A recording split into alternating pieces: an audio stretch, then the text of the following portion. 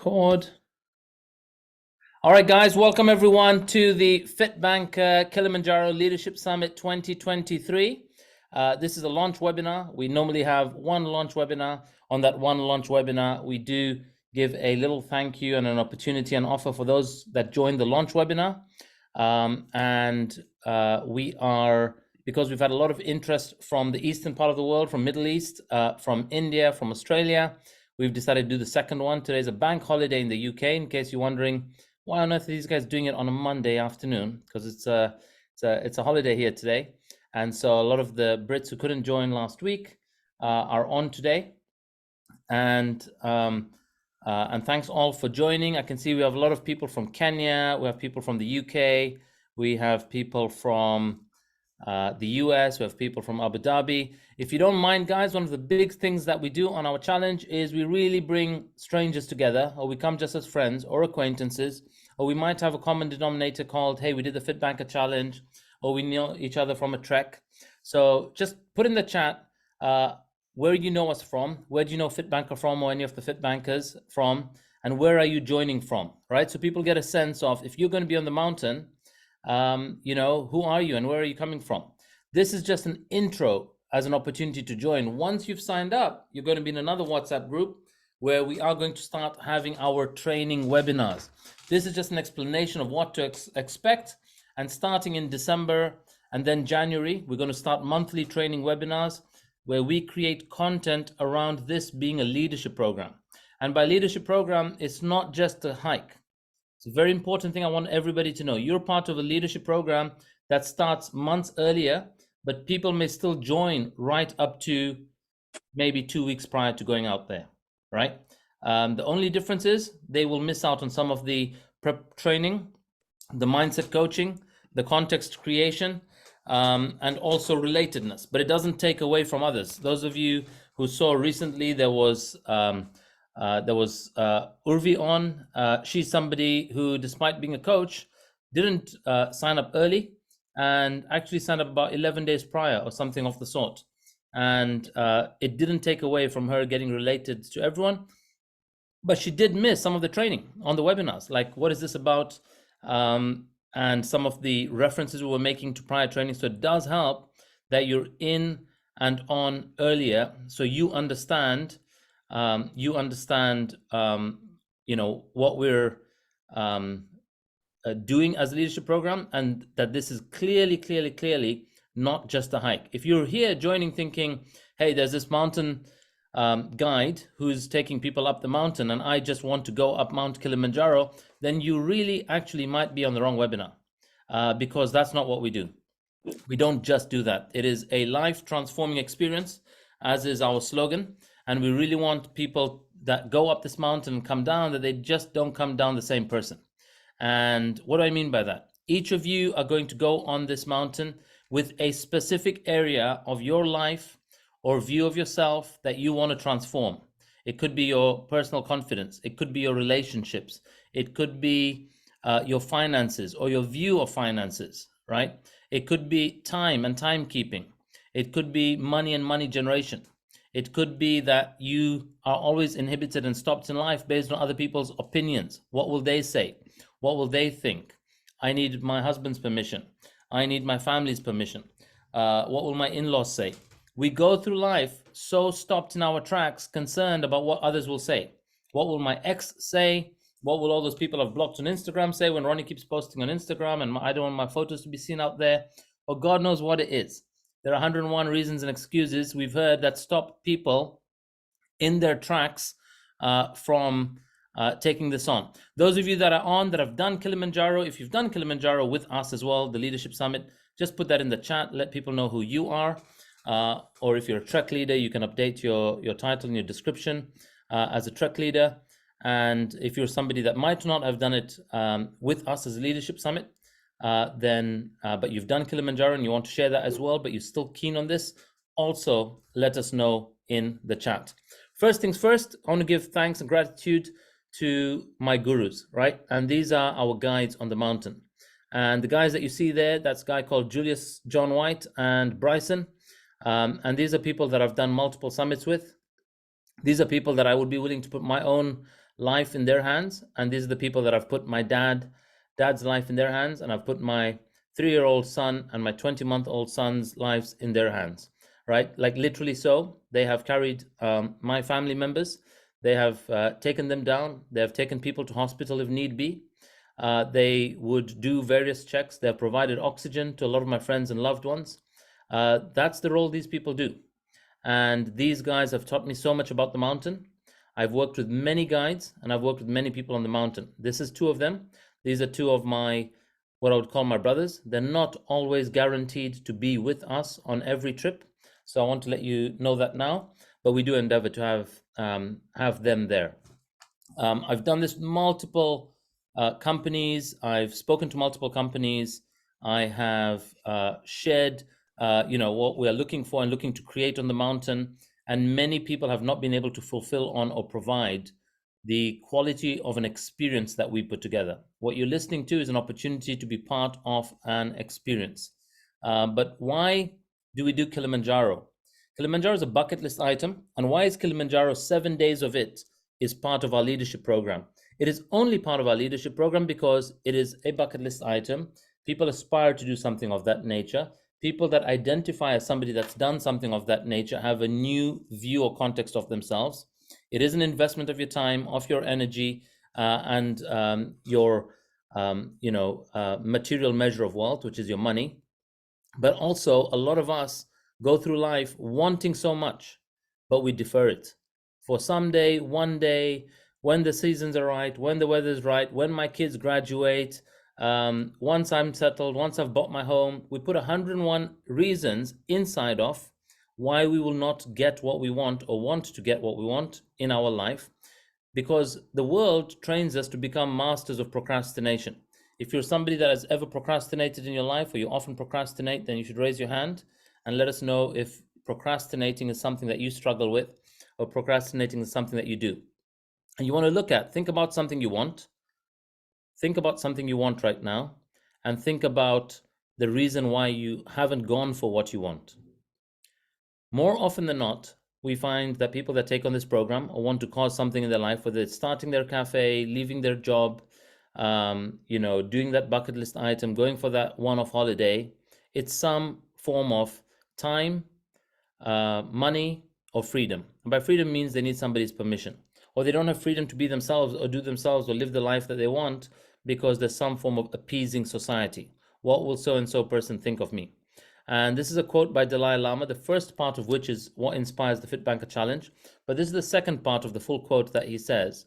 The second part is really why we do Kilimanjaro, because we want people to be the kind of leaders and beings that snap their procrastination and leap into performance.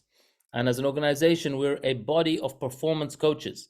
We cause performance for individuals that are often sluggish, that are often lethargic, that are often stopped in their track, doing what they want, doing what they can do, doing what they were gifted to do on this earth, but they spend about 35, 40 years procrastinating and then retire, and then they don't have the energy and strength to fulfill on what they do. And so the second part of this quote by Dalai Lama, he says, man is so anxious about the future that he does not enjoy the present, the result being that he does not live in the present or the future. He lives as if he is never going to die, and then dies having never really lived. Hina, if you don't mind, if you could just take register of who we have on. So thanks for that. And this is one thing I realized when I did Kilimanjaro in 2014. I had a number of people out of 22 say, hey, we're going to do this again. And then I had even larger number of people who watched us and saw our journey, who said, man, I'm joining you next year. And next year and one day are, two of the most frequent words I get DM'd to me when I'm up on the mountain on Instagram. But for many people, it doesn't come because, oh, something changed. Now the news is saying there's a recession, so I need to hold on to my job. I can't take time off. I am dating this girl. I need to prepare for the engagement. Now we're getting married. Now we're expecting kids. Now we're buying a house. Now we're buying a second home. And life happens like that.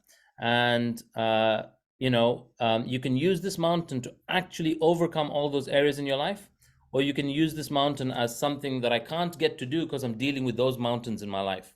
And we say that if you actually bring the area you want to transform to the mountain, draw parallels with the mountain will cause that transformation with and for you.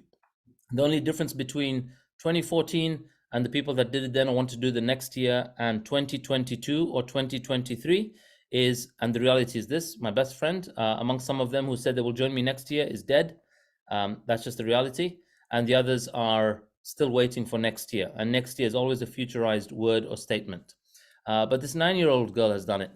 And she leapt into it. And she chose to do this, made the mental decision when she was 7, spoke about it with her mom, who's Jag Kumari. When she was 8, they signed up. And when she was 9, we went up that mountain and we celebrated Jag's, what was it, your 42nd birthday? Yeah. And this weekend we just celebrated a 45th birthday on the mountain. So this is a mountain party girl. And the only hurdles in life that ever stop us from our goals are the mountains in our mind. And I always tell people when I meet them at Summit that you've overcome your first hurdle. People have had to overcome traveling in lockdown, getting leave, changing jobs, permission from so-and-so, and at times canceled flights, and multiple other things that have been in their way or inhibited them taking action. But everything that we consider is in the way is a fear, but there's a difference between a real fear or a danger versus a perceived threat. I had the same in the middle of lockdown. This is me traveling in the middle of lockdown. Nobody's getting on flights. It is March to May 2020. Everybody stopped flying. The world is coming to an end. And in August 2020, we're running a leadership summit. Out of 14, 15 people signed up and committed to there, majority have backed out. 5 are saying we're going to show up there. And I said, well, my job is if you're showing up, then I got to show up. Even if one of you is showing up, my job is to be there to go up this mountain. Because if we're training on leadership, we kind of have to practice being our word, being a bit unreasonable and overcoming certain circumstances, but doing so responsibly and legally, not carelessly, not being rebellious to what's going on in the world, not being ignorant to it. And we very responsibly having everybody test, do the right things, maintain social distancing, masking, blah, blah, blah, went. And we got so many messages and phone calls and calls to Ambika to say, are you sure about this? This guy's now a dad of 2. Should he be going up that mountain? Should he be getting on a plane? And a lot of us are stopped like that. What will people say? What will they think? That what is this lady doing on her own? Or what is this guy doing going on this? Or what is this husband and wife doing, leaving the kids with the grandparents and going and making this happen? It can happen if we intend it. And so this was one of the biggest moments of fear. There's a lot of concern about what it's like. This is a quick video. I won't go through the whole video of me landing then and what it was like when we arrived at Kilimanjaro International Airport. I want you to visualize you landing there. International Airport, 7 in the morning.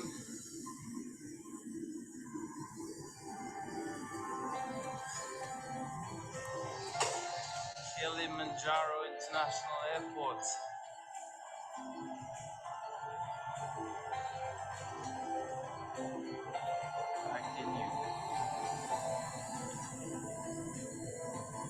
Very safe and secure travel with Qatar Airways. Great social distancing, great measures, protective gear. It works. Arrival in Tanzania, very safe and secure arrival. Great reception by all the staff at Kilimanjaro Airport. As we arrive here, everybody's being asked to sanitize. Look at the people on this webinar. We will all arrive together. We're going to have a great road trip as a group. Safety measures, smiley faces. Tanzania is safe for travel. Really impressed. Great measures. Thank you everybody here that's making this safe and secure arrival.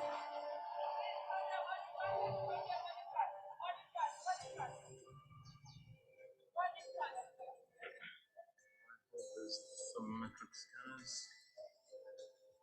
Here we are. Of course, most of us that have traveled now already since lockdown have seen a lot of this is pretty much the norm at airports now. But this was at the peak of 2020, where countries like Tanzania, dependent on tourism, were switched off. You know, people, our own guides, hadn't gone up that mountain for 6 months. And so when we went on that summit, they got to feed their families. And they said, thank you for bringing us back to our office after 6 months. Grass had grown in some of the pathways. The guides and porters themselves were concerned about their fitness and their acclimatization because they've not been up the mountain for 6 months. And we got to make a difference. Now, many of you here might be familiar with my story or have done the FitBanker challenge. Big kudos to you guys taking on your well-being. If you're someone that hasn't, you might not be aware of my story. I don't share who is this guy that leads these leadership programs up Mount Kilimanjaro. Is basically that chubby fella on the left. And that chubby fella on the left didn't know what he was kind of destined to do and didn't have the confidence. But when I did it, still while overweight at 100 kg, is the first time I did Mount Kilimanjaro. My view was, if I don't die and if I don't get stretched off, then I'm considered fit. And I didn't die, and I didn't get stretched off. And so I was pretty pleased with the outcome. And I decided to go again. I was really blown away by certain aspects of the mountain. I'm going to share a little bit about that in a second. But after in fact, I'll share with you our little trailer about Kilimanjaro. But after I took on Kilimanjaro, it gave me a boost of confidence to say I can take on anything. I came back, did Tough Mudder. And the third thing I did is said, I'm going to town now with my health. And I took on transforming my health, lost 70 pounds. And now I run FitBanker, as my business and for a living. My view before that was work hard, party harder. And that was the way we did it at JP Morgan. That image in the bottom right corner isn't actually me and my colleagues, but we didn't have parties too dissimilar from that. And living that life, jet setting, traveling, working the long hours, burning the midnight oil. Who I wound up as was this big, overweight, comfortable guy. While I'm smiling externally and looking like I'm living some form or my view of success at the time, internally, I was kind of resigned that no matter what I do, nothing is transforming. So I subconsciously formed what we call defense mechanisms to protect our identity. So I would show people, despite me being overweight, I can still work hard and party harder. I can still do Kilimanjaro, which the first time I did it was somewhat to prove to people, hey, maybe I can do this and I won't die. What I also did then was I did the ALS Ice Bucket Challenge at Summit. And as you can see, I didn't think about what happens to water when you pour it at -4 degrees on your face. It turns to ice on my face, as you can see there. And 2014, that's me doing the Daniel Craig pose coming out of a beach in New Zealand. And by that, I use self-deprecating humor because we would joke about ourselves, we'd mock ourselves, we would laugh at our shape or physique or fitness or our timekeeping or our drinking habits or our eating habits or sleeping habits. And we use self-deprecating humor to not take ownership and responsibility about something. And so a lot of people think doing something like Kilimanjaro is about you being fearless, but fearless or being courageous is about having that ownership and responsibility.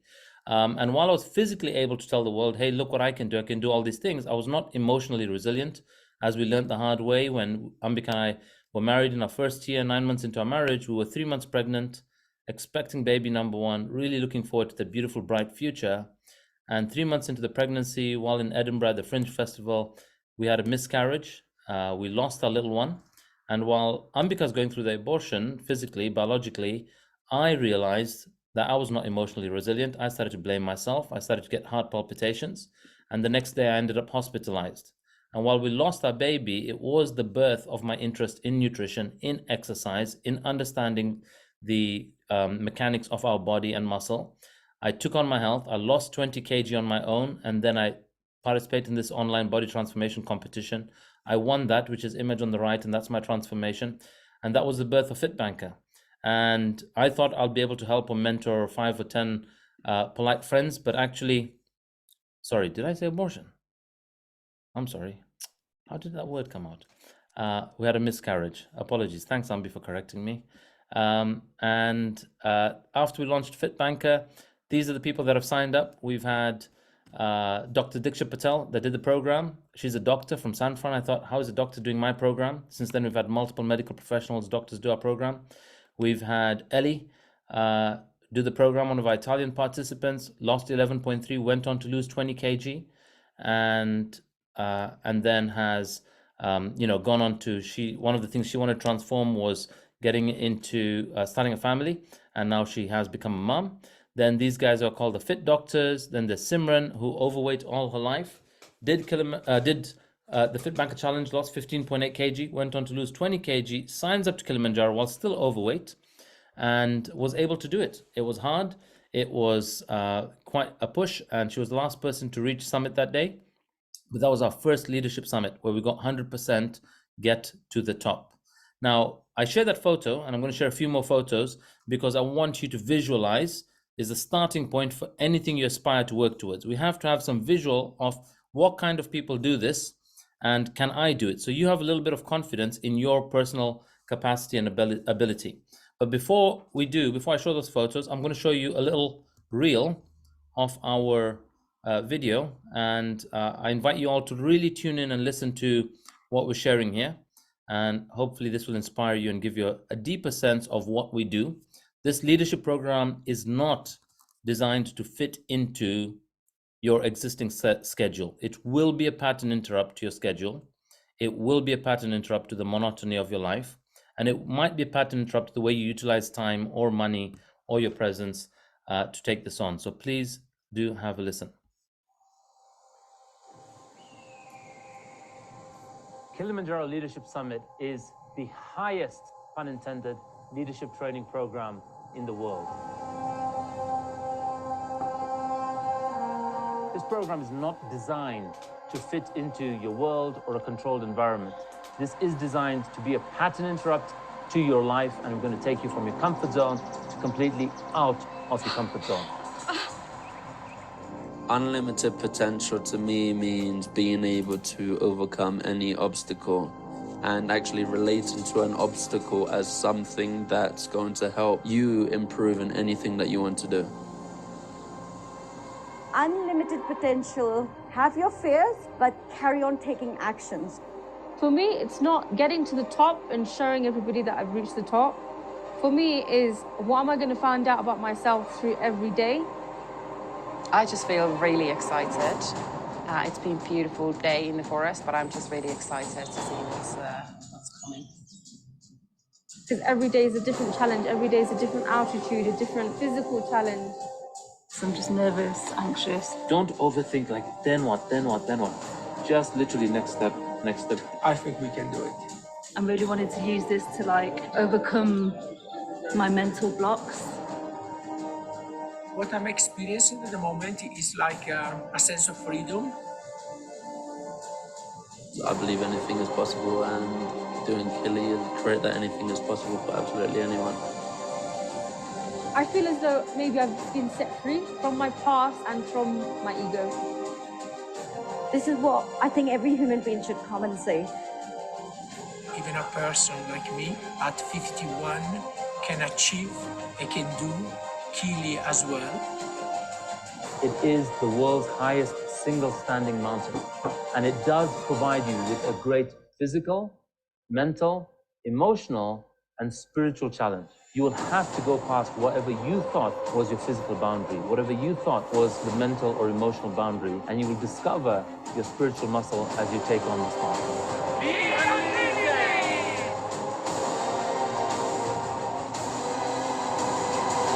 This is like the highway to heaven, except that you don't have to die to get there.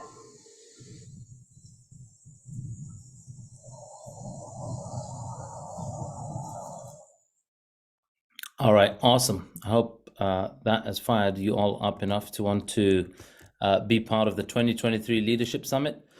We have had a lot of interest this year, a lot more interest, and we are looking to, we may have to cap the numbers and then have people that cannot make this year to join the following year, or we may, on the off chance, create a separate one. But right now, it is 2023 that we're talking about, 24th August to 3rd September. Those are your arrival dates and your departure dates.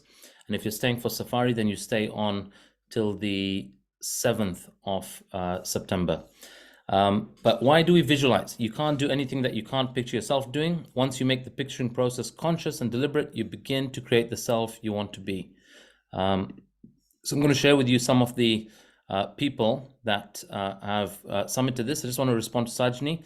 With our 3-year-old son, there's the lower age limit for the park is 10. They will allow 6-year-olds go, but if it's below that, they won't let you go for full summit. So we have gone with our 3-year-old, carrying him on a particular carrier up to 4,000 meters. It's probably the highest a 3-year-old has gone, but we are continually trying to seek exception for us to go again now while he's 5, before he turns 6, to go for a full summit. Also, just want to check with time, guys. This is an hour and a half, so we have 1 more hour to go.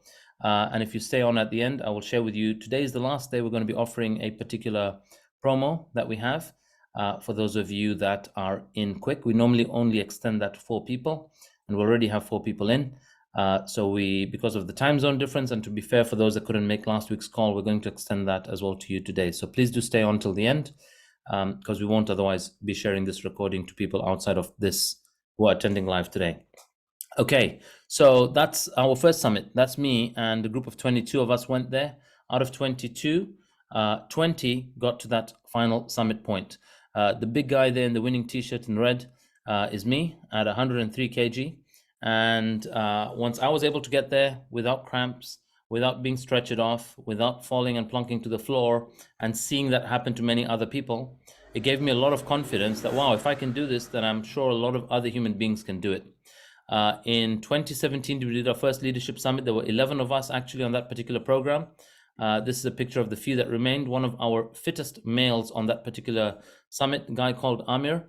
Moments before this, reached summit, had a photo taken at a certain angle, and then started projectile vomiting, and he had to be rushed down by the porters and guides. So you might be physically fit at ground level, but it doesn't necessarily mean that you will perform ace on the mountain. In fact, our last summit and our first summit in 2014, the 2 fittest males in the groups are the ones that didn't make it to full summit. So if you think I need some crazy level of marathon running fitness, that's not true. And some people that do have that don't necessarily succeed, but fitness does help. So being fit and reducing and having an optimal fat percentage are big contributors to your summit success rate.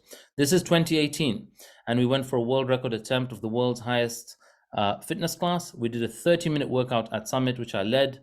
11 of us participated out of a group of 20. 18 committed to it. 16 in the end made it to the top. But by day 2 itself on the mountain, probably 12 dropped out of wanting to do this thing when they realized what the mountain entails. When we got to summit, it ended up being 4 of us from the original group, plus 11 guides and porters, and we went for this world record attempt. We have done the world's highest fitness class. Prior to this, it was done at 5,200 on Mount Everest. Guinness have not yet acknowledged us, so we are in a process of communicating with them, and may need to appeal. But they were questioning whether that signboard in the background is legit, because over the years they've changed the signboard, and people do all kinds of things to get into the world record. They Photoshop stuff. So we've got a whole video of 30 minutes. It's on YouTube, but a lot of people, there are some questions or things that we need to verify and prove. This is the 2019 group where we took this 9-year-old girl. There were 9 ladies on this group, 1 other guy and me, and it was an epic summit. Person in the bottom left corner, Olika, she's there. Like I say, most of us can do it. She was slightly on the higher side of body fat percentage. That did impact the pace at which she could move. We did have to give her oxygen at summit as a precautionary basis. She didn't need it, but after resting her to recharge her, we gave oxygen and then brought her down. It also took her 14 hours to get to summit, when normally it should take between 6 and 10 hours, or 6 and 9 hours. So it took 5 to 6 hours longer, which is why I do recommend that people really work on, we have a year to go to reduce your fat percentage. It's a bit high. This is a group of rock stars that went in the middle of lockdown, or after the first lockdown, when we were hoping to kind of come out of things. In August that year, of course, the world didn't open up that quickly, but we went out in August. Again, this was meant to be a group of about over a dozen people, ended up being 5 of us. 1 person had high BP. We had to leave him at base camp, but there's Hina, there's Ganesh, people from that summit who did this, and we wanted to acknowledge and give thanks to the NHS that played a key role for at least the UK people over lockdown. What does this leadership summit entail? It's not just a climb. It's 11 calendar days you need, and it laps over 2 weekends. So you have Saturday and Sunday, and if you're coming from the Middle East, you have 2 Friday, Saturdays covered. So it's 7 working days that you need to take out to go there. So including your arrival day and your departure day. And if you're doing safari, then please add 5 more calendar days. It's a great way to discover new people, be part of a global community that you will stay part of. Many are still connected from the first summit. Some of them have been married. Discover leadership in a tent, on a mountain and above the clouds. You will find what you think is your physical and mental boundary, and then you'll go past those barriers. It is a bucket list item. It's the world's highest single standing mountain or single standing volcano. It is not the highest mountain, but other mountains belong to a range of mountains like the Andes or the Himalayas. But this one is a single standing mountain. That's what makes it a bit unique and special. It's also the roof of Africa. It's the highest point in Africa. We have 1 day workshop at base where we do team building, we do life map exercises, 7 days on the mountain, and the last day is a day of giving and gratitude. We actually use half of the last day, and the second half of the day is used for people to travel onwards to safari. Some people may leave early on that day, but otherwise we use it to unwind, chill by the pool, and do whatever we wish, and then they leave on the final day, the 11th calendar day of the program. We're looking at 20 leaders. We already have about 6 of us in now, maybe more, because there are a number of people who've paid from 2019 and 2020, and they couldn't travel over lockdown because of the country they're from. And so some of those have the option to move their date forward to this summit. We are looking to, as if it's 20 leaders, to fundraise about £20,000 for this particular charity on the ground. We've been supporting a deaf center. We may or may not support the same one. We're exploring doing a little bit of a social enterprise support to start up a particular entrepreneurial venture with one of our guides on the ground. I'm yet to discuss this with that guide, but he's looking at starting a certain business. Those of you that are signed up, we'll talk a bit more about that once you signed up. But what we can promise you, it is one life transforming experience, whether or not you summit. And I say this for people who've even come with us and not summited, have had the time of their life. And you will each get to your own summit if it's not Uhuru Peak. You will find where you identify with your own identity's border and boundary. We will go up as friends or acquaintances or strangers, and we assure you you'll come down as one mountain family. As mentioned, 11-day summit. I really want to stress for those of you that are listening thinking, I can do this mountain or that mountain. It's not just a mountain climb. There is a lot of training that we put in, and there is a program that's created around this. There is also a film crew that we're taking up. And I cannot stress enough like what that entails, and the lift and the effort and the edits to the video and the script writing that we create. You've seen just the trailer, but there are people that have individual films. Anyone who wants to stay on at the end and see what an individual film looks like, we have a 7-8 minute film of one of the individual climbs. We make a story and a script around her. The height is about 6 kilometers high, 5,895 or 19,340 feet. That's the height at which many aeroplanes fly, and sometimes they fly up to 30,000 or 35,000 feet. 7 days are on the mountain. This particular route we're doing is Machame. So what we just finished now was Lemosho route, 70 kilometers, and Machame route is 62 kilometers, so 8 kilometers less. On a daily basis, we will walk between 4 and 17 kilometers is just on summit day, but otherwise it's between 4 and 11 kilometers. On Machame, the first day itself, we're going to do about 11 kilometers, and thereafter it's between 4 and 10, 11, but summit day is 17 kilometers when we look at the path up, path back down to where we started, and then going further down. Walk time, including stopping, resting, hydrating, stretching, having our hot meals. The total starting to walk from camp to finally getting back in camp at night on any one day that we walk longest, which is summit day, is about 18 hours of walk time. As mentioned, we've had instances where people take a lot longer to get to summit, and in which case they might have been on the move for 21, 22 hours. Not always good, not always planned that way. Sometimes we will make exception to allow that to happen. Otherwise, for some people, they reach just the rim of the mountain and we may not permit them to go for full summit because they've passed a certain cutoff time. So we do go slow on the mountain, but we can't be too slow. 4 nights accommodation at base, luxury bed and breakfast. We will go through 5 terrains, and I'll show you some photos of those terrains, and we will go, it can get as cold as minus 20 degrees at the top of the mountain. We're often not sleeping there at night at the top of the mountain, but what we get exposed to might be minus 1, minus 2 degrees at night. You'll be in your warm tent with a minus 25 degree sleeping bag. We provide you the sleeping bag. You need to bring your own clothing and gear and boots. We provide you with the tents, with the guides, with the porters, with the chefs, with the waiters. I've not heard anyone that has a better ratio than ours, which is 4.5 to 4.7 support staff per climber. I'm going to say that again.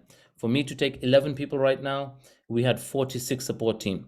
So 57 people in total up the mountain. For me to take 20 people to the top, we are going to be a team of 100 plus. going up that mountain, getting fresh produce overnight, getting water brought to our tents, getting your showers set up, getting your toilet set up, and so on.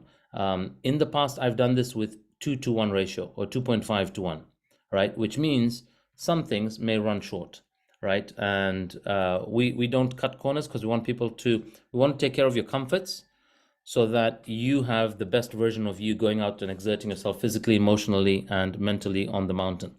As and when you guys have questions, just note them down. We'll take some Q&A at the end. This is the route we're doing. Machame, the red dotted line starting on the left side, going up to Machame camp, then Shira camp. Then on day 3, we go on Barranco. From Barranco camp, we go up Barranco wall on day 4. Day 3, you can see we go from Shira camp to a high point, then come down to Barranco camp. That high point is an approach that we'd use on mountains called climb high, sleep low. We go to a point called Lava Tower, one of the hardest days on the mountain on this particular route, and then we go to Barafu camp, which is like your base camp, where we start off in the middle of the night to get to summit, and then we come down Mueca route. I'm going to very quickly show you, this is what photos look like from people from different parts of the world. Just want to acknowledge the guy in the bottom right corner with the yellow t-shirt. He is the guy that first invited me to sign up to this mountain while I was 100 plus kg. Sunil is now one of our FITBANKER trek leaders. He's back in the UK, and he invited me to this summit to do Kilimanjaro, and I thought, what's this guy smoking, inviting a chubby guy up this mountain? And I was 100 plus, 108, 105 kg, somewhere there. I went on to do it. I really thought that this project that he had in mind would have no legs to stand on. His bad idea will drop apart, but he put me in charge of marketing, and the more I marketed, more people signed up. And then my wife signed up, and then I'm like, damn, now I really got to do this because my ego was at stake. And that's how the first group of 22 went up. But initially, if you asked me, let's do Kilimanjaro, in my mind at 33, I visualized at some point I'll go up that mountain. I thought it takes 15 to 16 years to prepare. It takes about 3 to 4 months if you're ready to train weekly. But now you guys are signing up a year earlier, so there's ample time to train for it. Leadership Summit doesn't begin on the mountain. It's really important you get this. It begins, if you're registering now, you're going to kill off the first mountain, which is your mountain of procrastination and all your reasons and excuses. It will take something to leap off the edge, not off the mountain, but the entrepreneurial saying, leap off the edge and then build a parachute on the way down. That's kind of what leadership is.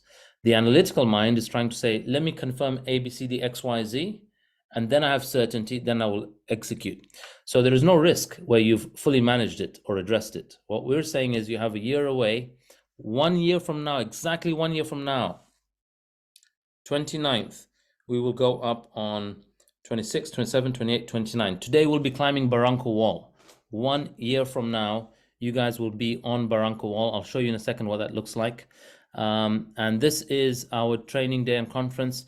You can do this with friends and family members. You can do this with corporates. You can do this with executive leadership of your companies and CEOs or network of people that you have. Like, let's just hypothetically say you ran a podcast for charity CEOs and you said, I'm going to bring 10 charity CEOs to join on this summit. You happen to be celebrating, Divya. Okay, cool. So if you did that as a thing you did on the side, then you can invite like 10 charity CEOs, and they could have a transformative experience on this mountain. And they'll also get really connected to some people that contribute to the region through their charities directly or indirectly. But we will learn that leadership involves a lot of humility, a lot of coming down to the ground, a lot of gratitude and grace for the people that serve us. And this is what we all get to experience on the mountain. So there is exercises we do at base. We have lovely buffet and conference room style training. This is our 2019 group. We do various things like presenting and presentation skills and sharing our stories. They're quite emotional. They're also very personal and private for many people. We do an exercise called life mapping, which is one way you really vulnerably share about your story and your past and your journey. You get to connect with and really be with people in a way that we often haven't done in most of our circles, communities, and with our colleagues at work. This is Ganesh, who's presenting something and sharing his story there. And we've got Hina Bindi. This lady's done it twice with us. That's how much fun she had the first time. That she came a second time with us. There's Hina, who's now a trek leader, And this is a couple who've done it. We have many married couples who've done this course. They do it. One of the reasons they do it is because they want to also work on their marriage. They want to bring a different dynamic or perspective of how they relate to each other. And what better way to do it than to do something where you will see each other's most vulnerable moments, literally as vulnerable as watching your partner give birth, to your most successful moment if we take this off and go through our hardships and overcome the hurdles that lie ahead.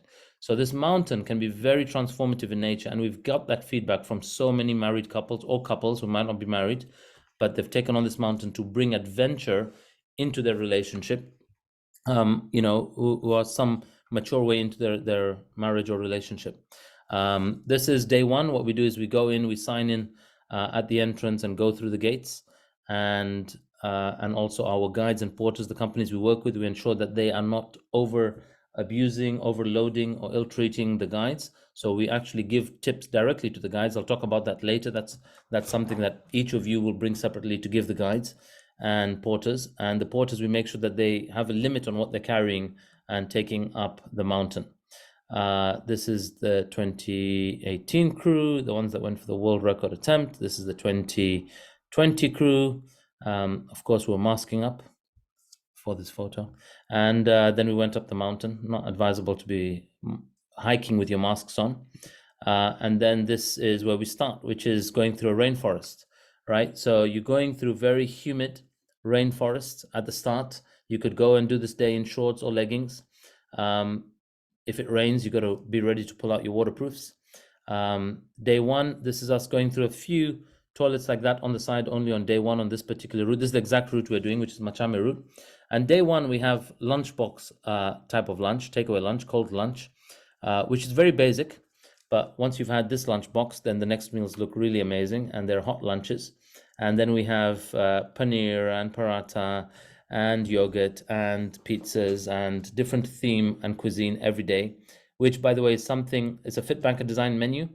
It's something not done by many others on the mountain. We've designed the menu, we've provided them, we bring in some ingredients like protein powders and soya chunks and a few other things to the place because they don't get them locally there. This is what our campsite looks like. That's what our table layout looks like. If you're vegan, gluten-free, lactose intolerant, whatever intolerances you have, allergy you have, you complete that on your questionnaire once you sign up, and we take care of the rest. And then we also have showers on the mountain. A lot of people ask about this. I need to figure out why that's not happening. Just bear with me, guys. I'm going to just play our shower video so you can see. There we are.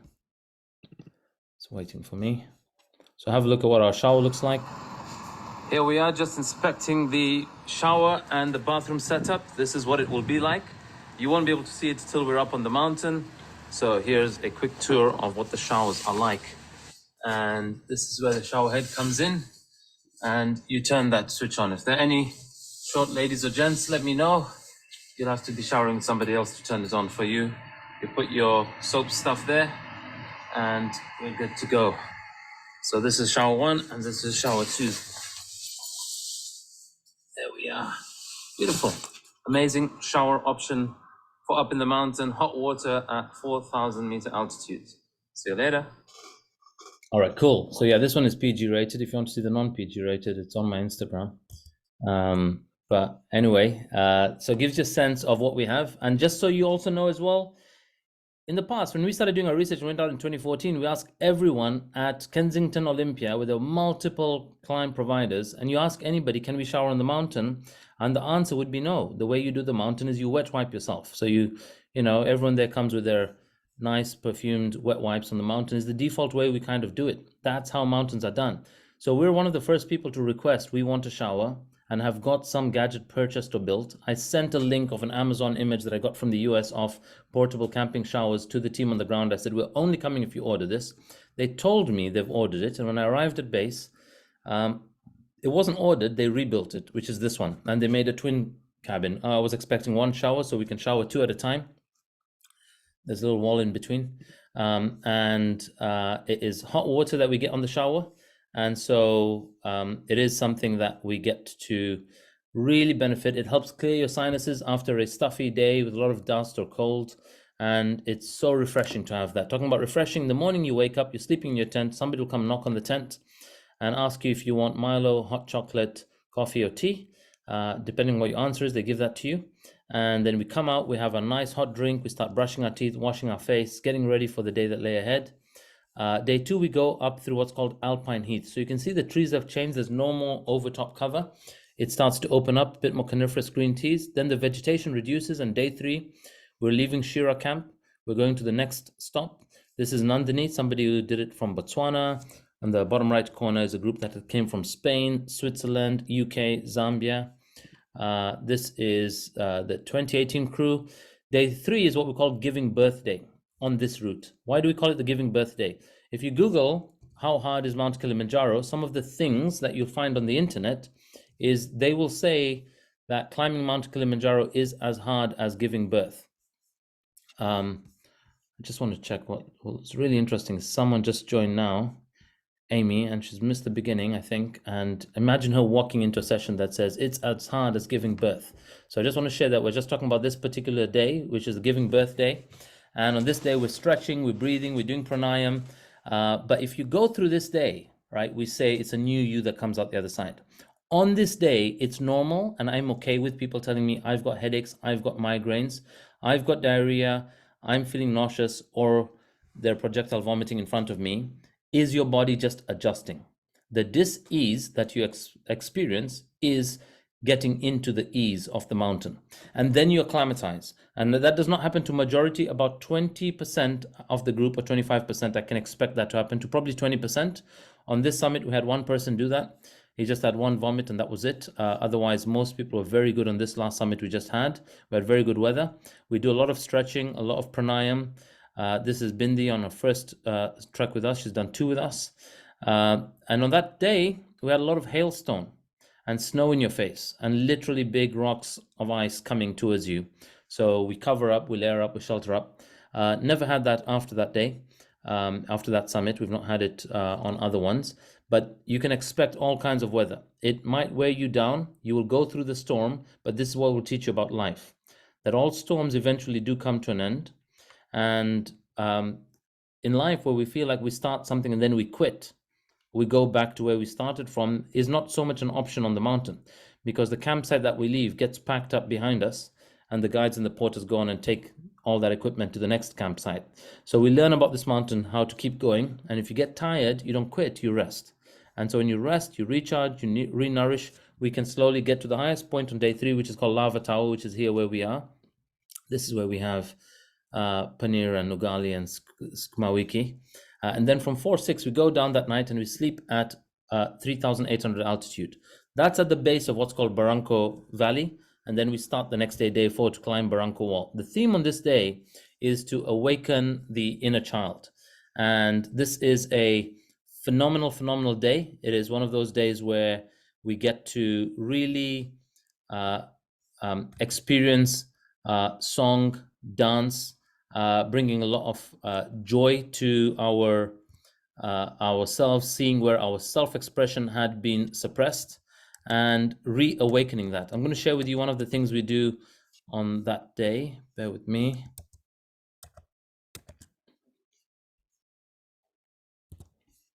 Let me just see if I can pull that up.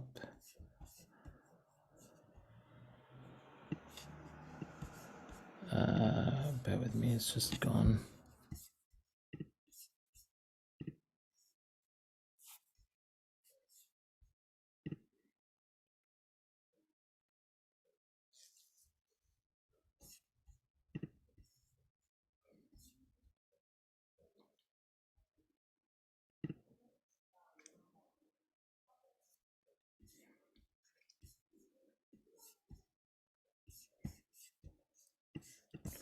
Yeah, I'm just sharing with you one of the things we do on the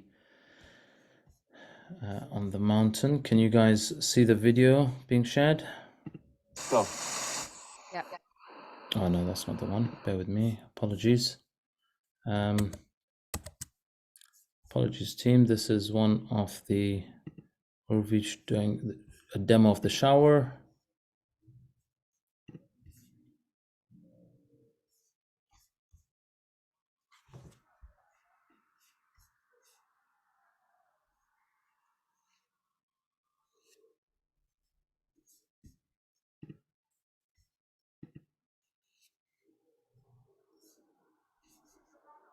Sorry, guys, I should have had this ready. It just seems to have disappeared somewhere.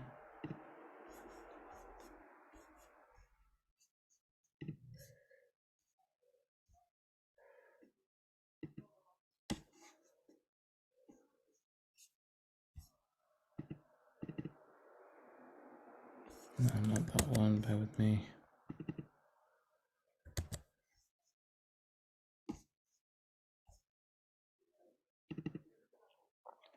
Oh, this is the non-PG one. All right, guys, we're going to. I'm going to have to play that later. Sorry, I got it on the file. I know why I didn't find it. It's because it's already here. Bear with me. All right, cool. So this is one of the days where we do climbing that wall and we do kiss the wall. Can you guys all see my screen? So this is Barranco Wall. So people ask, hey, or they think of Kilimanjaro as a technical climb with rope and pick. That's not really the case. On this day, it's a very safe wall we can traverse, and you can do so with 2 or 3 limbs. And this is what it looks like. I won't play the whole video because it's a bit long, but I will let you see a few kisses. This is Hina getting very intimate with a big rock. Have you kissed it? Kiss Katie. There she is, going to town. No French kisses, huh? I've done it 3 times. Thank you very much. So this is some of the fun that we have on the mountain. Everyone has a go. I'm going to... Marjan, you didn't kiss the rock. Next time.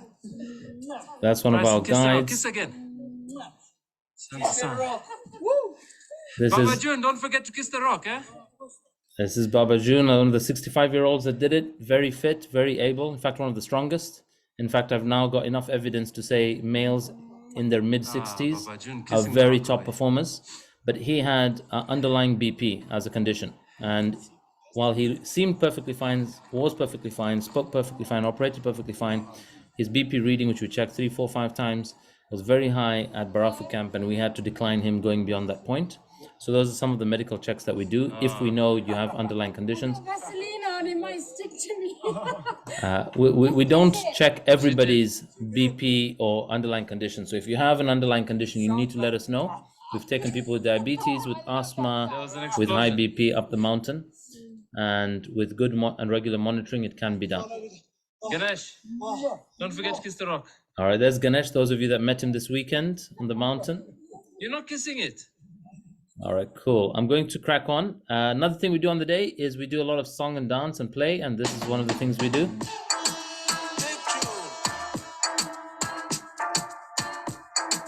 Insta Reels.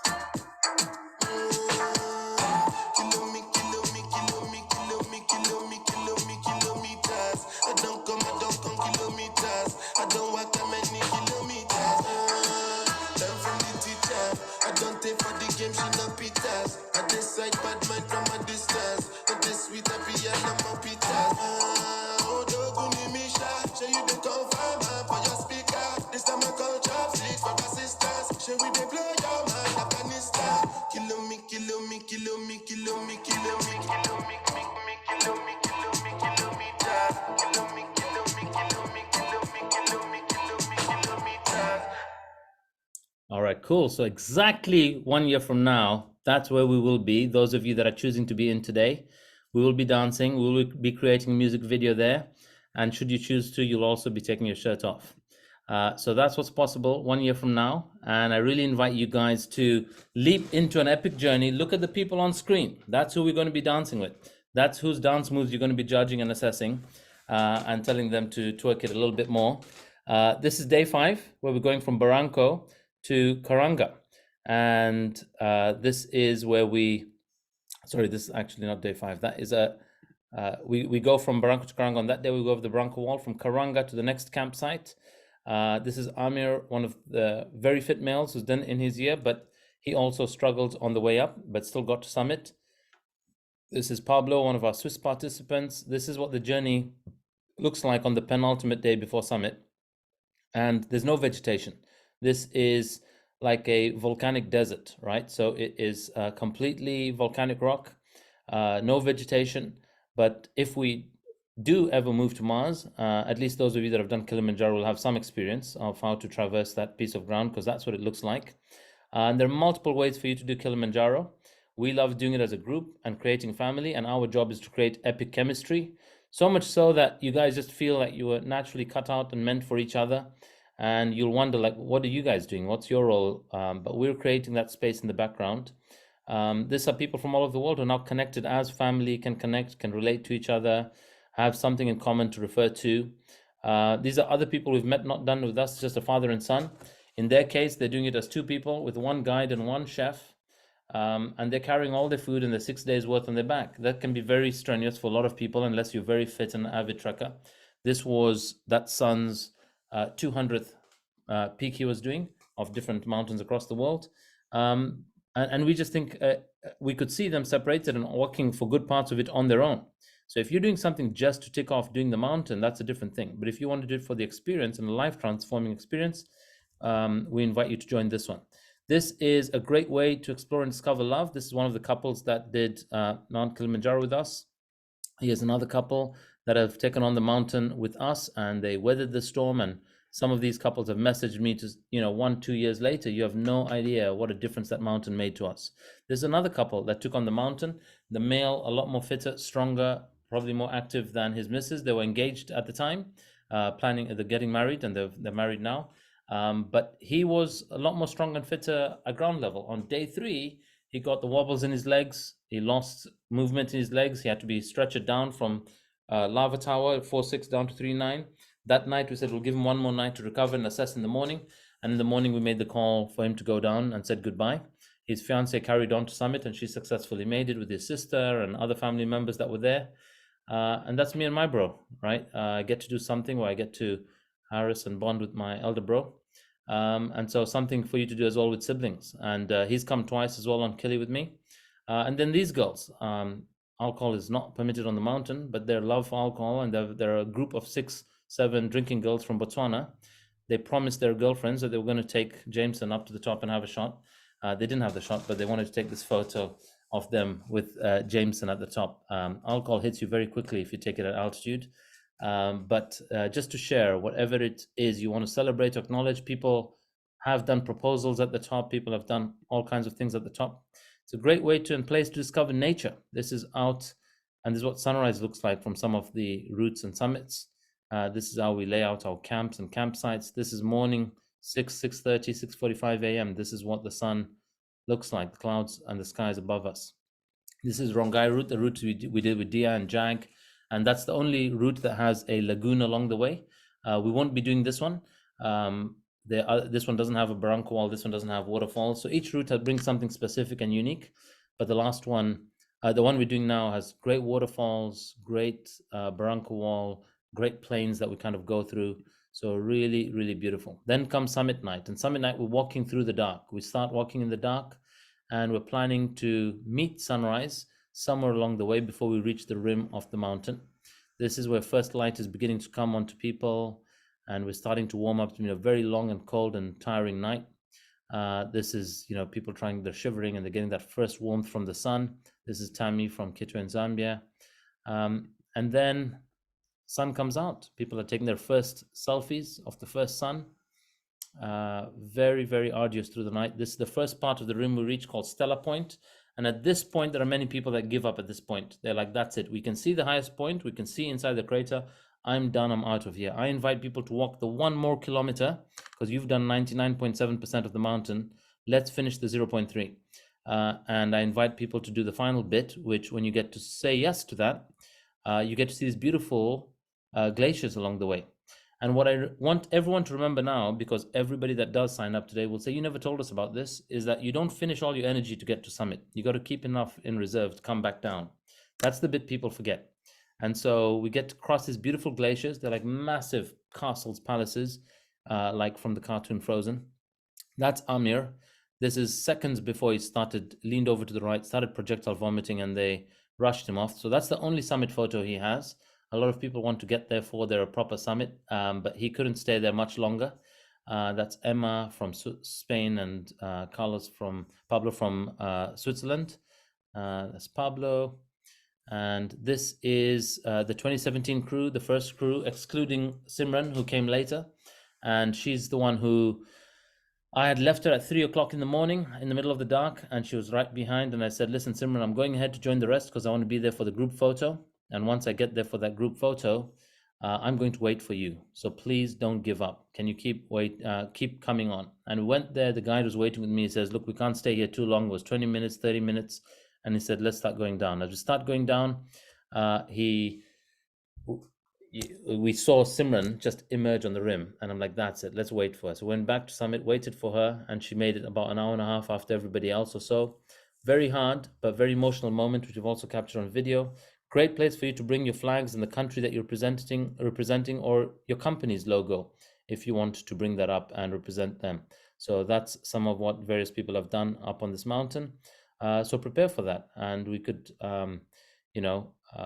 have any message that you want to take up there or put up there, you can do that, aka or something like, will you marry me, etc., etc. You can take those flags up there if anyone plans to propose up there. This is Simran when she finally arrived, and that was her journey. She went first to lose 15.8 kg. We also create what are called mantras for the mountain. So each day has a theme. On one day it's mantras and mentors, and hers was, I didn't get this far to just get this far. And so what will yours be? That's what you want to do. We're going to create those on the monthly webinars. This is the 2019 crew. And then also great place, like I said, to make Insta Reels at Summit. I've just made this one. It's not yet gone on Instagram, so you're seeing it before I've posted it there.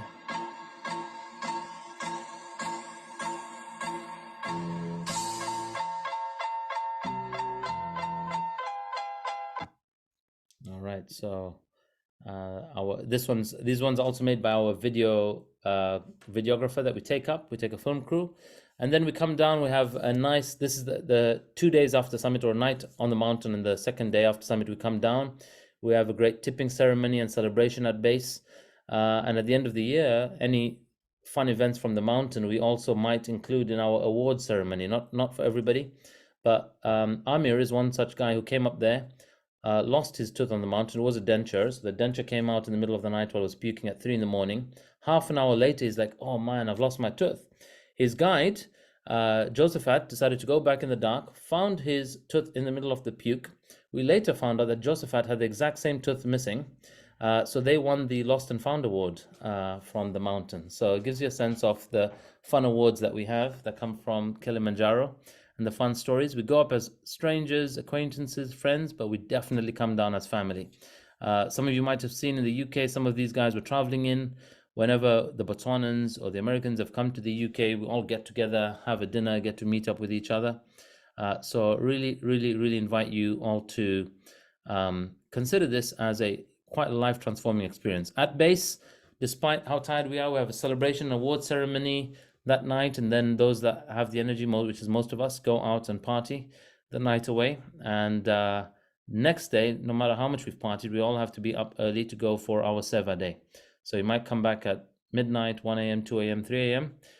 We have had people walk in at about 7 a.m. in the morning or 8 a.m. in the morning thinking we didn't see them, but we were sat there having breakfast. They walked in, went to the room, and then came back for the Seva day.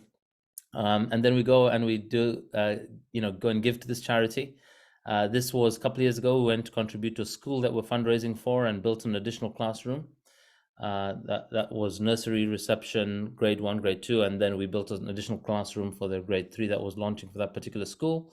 After that, we've been supporting a particular deaf center that's overseen and administered by the local Lions Club. One of the reasons we do that is we want a bit of certainty and surety that who we're working with has some transparency, accountability, and oversight.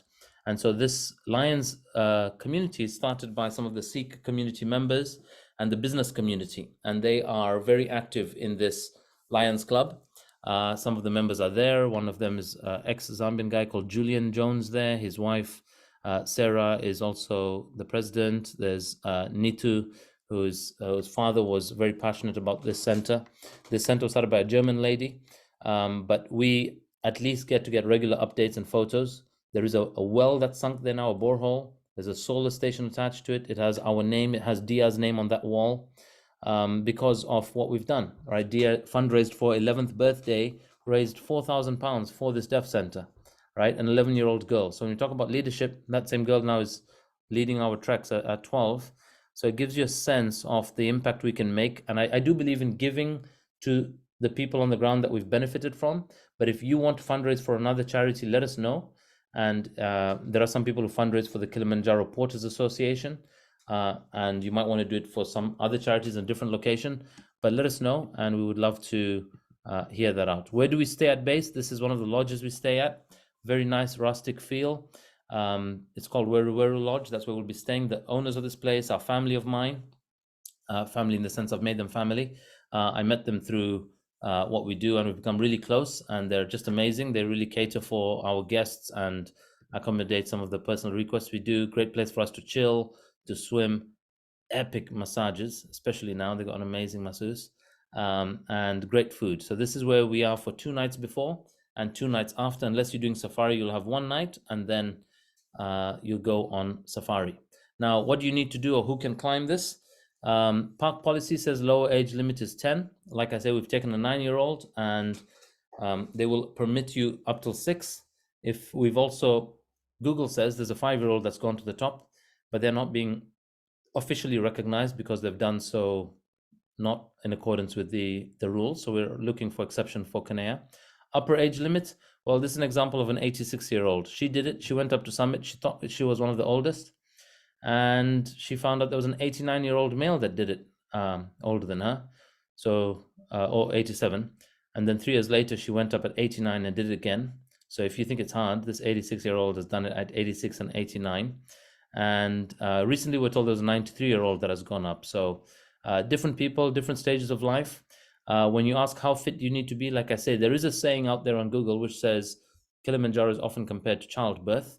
And I always tell people it can't be that bad, because I know many moms have gone on to have more than 1 child. And you can do this all shapes and sizes, marathon runners to triathletes, to even if you're slightly overweight, but it's not recommended. We do recommend, if you are slightly overweight, you reduce your fat percentage. If you join my Tuesday workouts, I can tell you they've been a game changer in terms of how they've contributed to our fitness and our performance on the mountain. Bear with me, guys. I am just realized I've got a battery warning.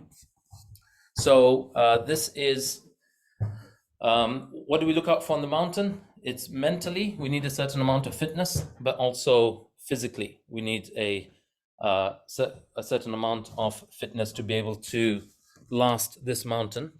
But at the same time, that's no guarantee that you will summit. As mentioned, we've had some of the fittest people struggle at the top and not summit in the best of conditions. So what we're trying to do is to increase your chances of summiting with the best condition, right? It's not just about getting to the top. There are still people who've got their vomiting, who've got their wobbling, who've got there with a little bit of nosebleed. But we want to minimize as much of setback and get most people, like we have, in very good condition to the top. And that requires good eating on the mountain, listening to us when we say hydrate, listening to us when we say sleep. I'm going to stress that enough. Your nutrition, your hydration, and your sleep are what will contribute to your final summit. We do medical checks along the way, or what are called AMS checks, altitude mountain sickness checks. We will check your oxygen on a daily basis, unless there's some reason we feel not to, if everyone's looking fine. If you have underlying health conditions, we want to know so that we can carry. If we need a BP machine for that, then we need to know what to carry. We do also carry oxygen with us. But 2 fatal things we look out for is cerebral edema, which is swelling of the brain. And the second one is pulmonary edema, which is swelling and bits of your lungs coming out. And we've had people who've had pulmonary edema and ended up hospitalized. We've had one person who's had that. And so we don't take it lightly. And we will call your summit if we think you're showing symptoms of any of these 2. We do prefer bringing everyone down alive. It's kind of how we've done most of them.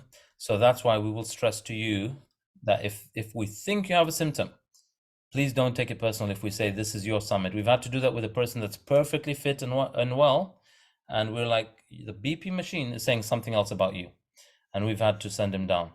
It happened also on this summit, where a father is taking his 12-year-old and 15-year-old girl, and we have to send him down and carry on with the girls. Can I just check? Can you hear me clearly, Hina? Yep. Yeah. You just cut out for a second, but we can. Okay, cool. And then there's Martina Navratilova, who's done this, and she's a Wimbledon athlete. At that level of fitness, could not summit. So, like I say, fitness is not a guarantee, but you need a certain amount of fitness. The fittest person is not guaranteed to summit. The Leadership Summit, which is not just a climb, I want to stress to you, is available. You can join that now. There's a number of you that have signed up already. I think you're on this call and might have already signed up. Is what's included. We're providing all the tents, the food, the porters, the guides, the chef, the waiter, the showers, the toilets. We have a full day workshop at base, 7 days on the mountain, and then a gratitude and service day when we come back down. 4 nights of luxury B&B, plus a pool and all the other stuff that I spoke about. Some of those meals are included. About 2 or 3 meals across the 9 days. 2 or 3 meals, we might go out to a restaurant.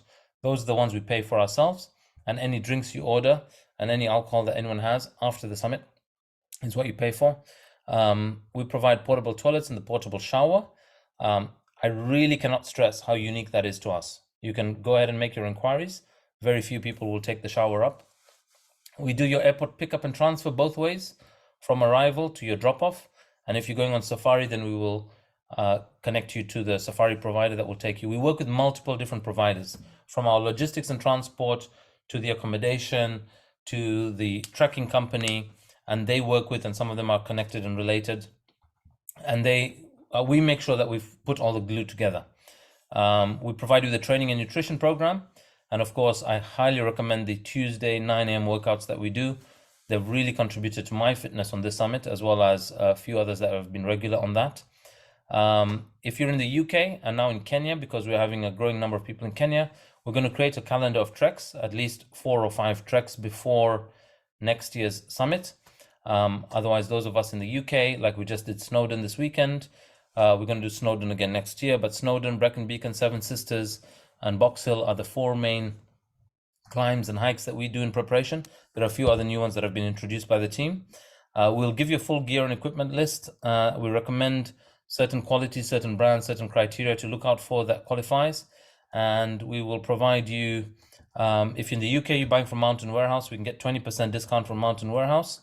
And above all else, you get the FITBANKER t-shirt. The t-shirt alone is worth £3,500. The rest is for the climb. And so there's also a film fund, FITBANKER Film Fund.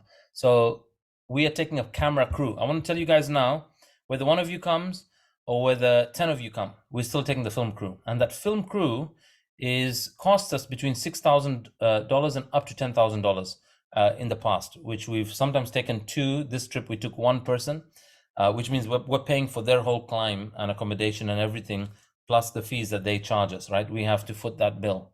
And so what we did previously was it was an option to choose that. And every time we've gone, everybody on the mountain chooses to do that. But it becomes a financial issue for me to manage people's payments and invoicing them after. And so what we've done is we've now incorporated into the price, between 500 and 700 will come down to an average worth of film contribution. So that is included. So there's 1 group film plus a number of small reels will be created that will be shared with the group, is the film fund. Separate to that, if you want your own film, your own edit, it's another £500. That one, you can either liaise directly with the camera crew or we will bill you and we will sort him out. But I'm just letting you know that there's your individual film where we create a script for, and then there's the team film that we make. The team film is what's included. What's not included is clothing, accessories, your backpack, boots. I recommend you get those first. Whoever's buying the boots, please remember you're buying 1 size bigger.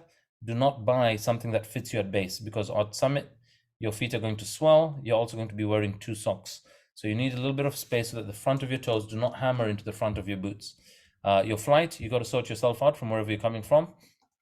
And the tips, we recommend carrying approximately $220 in cash separate, but we will explain on the mountain how we split that to tip each person. So think about 46 people, and you're dividing 46 people by 220. Can you just do 2 for them, please? Hi guys, somebody's unmuted. Ambi. Sorry, were you trying to contribute to that? Oh, all right. So think about it. You're basically giving a $5 a person for 7 days worth of service on the mountain. So it works out to very little based on what we're giving each person. But when we collectively do it as a group, it's still optional. It's still discretionary, right? Which means you might say, hey, I don't want to give anything to these guys. Hasn't really happened, kind of happened once, but in most instances, like the others covered, because they really have so much gratitude and appreciation for all the guides that were there. Now, if you're signing up now, instead of 3,997, right now the promo that we have is 3,500, so 497 off. If you're paying in full this year in 2022, if you're signing up, it's going to be 3,500. If you're going to, if you want to pay slowly, including up to next year, 15th June, you can pay 1,000 down, you're in, and then 2,700 you can pay up till 15th June next year. 300 pounds, whatever you pay, guys, whether you pay the deposit or whether you pay in full. And even if you sign up today, pay today and cancel tomorrow, unfortunately, guys, I really have to be straight about this. There's a 300 pound non-refundable fee. Why is that important? Because the moment we go live, the moment we give you a slot, we're obviously declining somebody else. And we are also committing on the ground. So we've kind of already committed because some of you have signed up. So we have a foundational investment that's going in just for me to go out there, and my accommodation and flights is about $5,000 worth of cost, right? For me to go out there. So the first thing we're working towards is obviously covering that.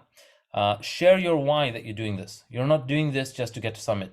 There's an area of your life we want to hear about that you want to transform. And we want to know what that area is. And we're going to work with them on the leadership webinars that we do each month. Book flights, get your boots. You can get insurance as well if you want. The insurance that you'll get is two types. One is travel, one is medical. We'll talk about that later once you're signed up. And then we can start to create fundraising events, and you can invite others like family members, friends, your parent or child to join you. And then we got to start training and eating well. As mentioned, we did something for the launch last week. And if you are, normally we do this to the first 4, they're called the cornerstone climbers. The first 4 get us to lock in the dates. And those of you that have kids in school, this is the last week before schools open in most regions, at least the UK timetable. Some people might have already opened. But part of leadership is saying, hey, I need to sort out the time, I need to sort out the money, or I need to sort out permission, which is I need somebody to cover my kids while I'm away. And even that is part of your own leadership journey to overcome. We've had people who've signed up now, and after signing up are going to figure out who's going to take care of the kids while I'm away for 2 weeks. That's already happened in the 2023 group. So 3,300 is what you're paying. You're going to pay if you're paying in full, one-off, and by 31st August, which basically means 2 days from now. This was just meant to be a launch special for last week's session. So the next webinars we run on Kilimanjaro will not offer this. And I think 3 or 4 or 5 of you have already taken this up. I'm not sure the exact number. So that's an option. If you are somebody who's here and has already signed up, then please let me know. But if you are signing up in the next 2 days, or even if you're paying a deposit so that you secure the price that you're in at, please take a screenshot of this. This is the bank details. If you're paying internationally, if you need things like an IBAN number or SWIFT code, let me know. But basically, this is the payment details for you to make. Sorry, that should say 31st August 2022. If you're signing up, it's 3,300. So I'm just going to change that one.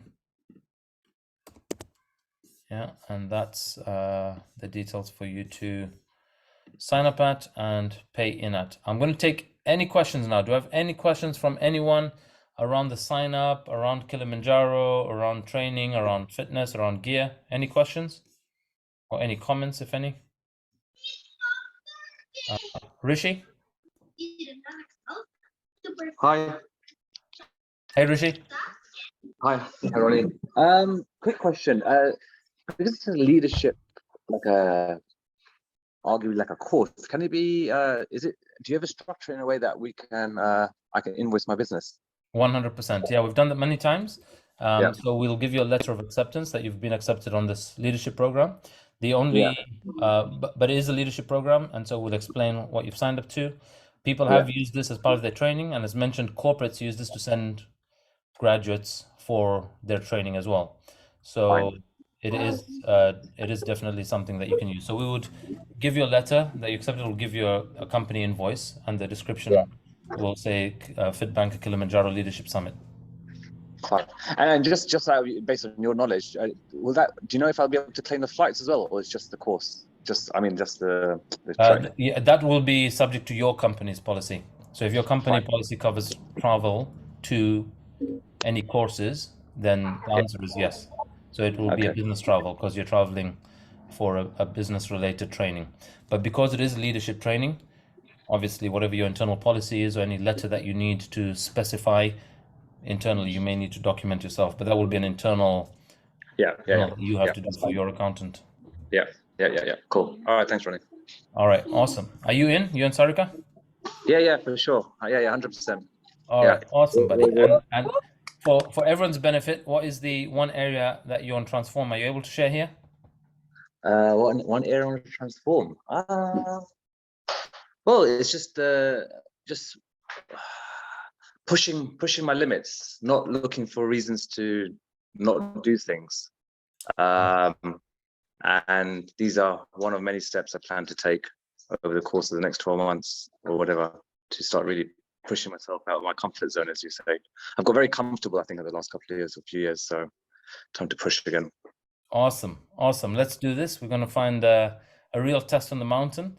And while you might be doing this with your missus, on the mountain, you will independently be going through your own journeys, right? So you will be working on yourselves. And like I say, don't take your fitness in comparison to Sarika's as a measure of how ready one is over the other. You both have to really prepare your best to go through this. Yeah, we'll do. Looking forward to all the training over the next 12 months. Awesome. Bhavna? Hi, Ronnie. Thank you. Hi. The reason why I joined today, of course, I really enjoyed the presentation on Friday, but main reason why I joined is I'm definitely in.